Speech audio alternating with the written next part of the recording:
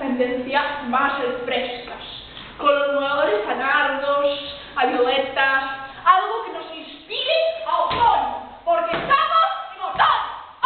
Bueno, pues tengo que prestar otoño, colores nardos y otros. Pero bueno, vamos a dar paso a la nueva colección de relojes que nos va a enseñar Aurelia. Aurelia, por favor, véngase, enseñen el nuevo reloj de Monet by Cartier. Lo vamos a ver. Tiene incrustaciones de plástico. Bonísimo. Nos lo quitan de las manos. Después vemos que tiene espera digital. Espera digital. ¿Ustedes han visto una espera digital? No es una cosa nueva. Después, como vemos, tiene cierre de villa. Enséñalo, Aurelia. Cierre de villa. Muy importante para que después no manguen. Bueno. Gracias. Gracias, Aurelia. Un fuerte aplauso para Aurelia.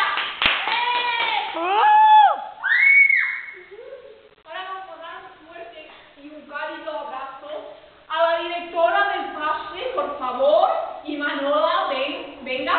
Demos un fuerte aplauso a la creadora, a la que estuvo 3 meses con un grupo de travestis aquí en esta misma ciudad. Estuvo aquí, pues, dándose ideas, inspirándose. Y la verdad es que le parecía que el estilo Bershka Stradivarius se colisiona, que tiene un gusto, pero buenísimo, según ella. Mano de santo, mano de santo.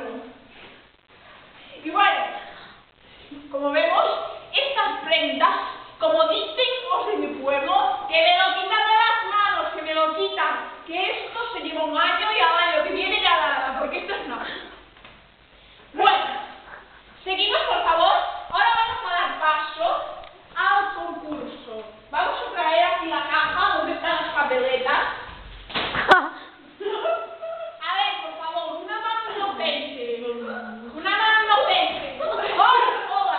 A ver, que no se coja el micrófono. Hola, buenos días. ¿Cómo te llamas? Rogelia nos va a dar, bueno, el veredicto de quién ha ganado. Bueno, por favor, Rogelia, coja por aquí usted una papeleta, pero no mire, esto es una mano inocente. A ver, no mire.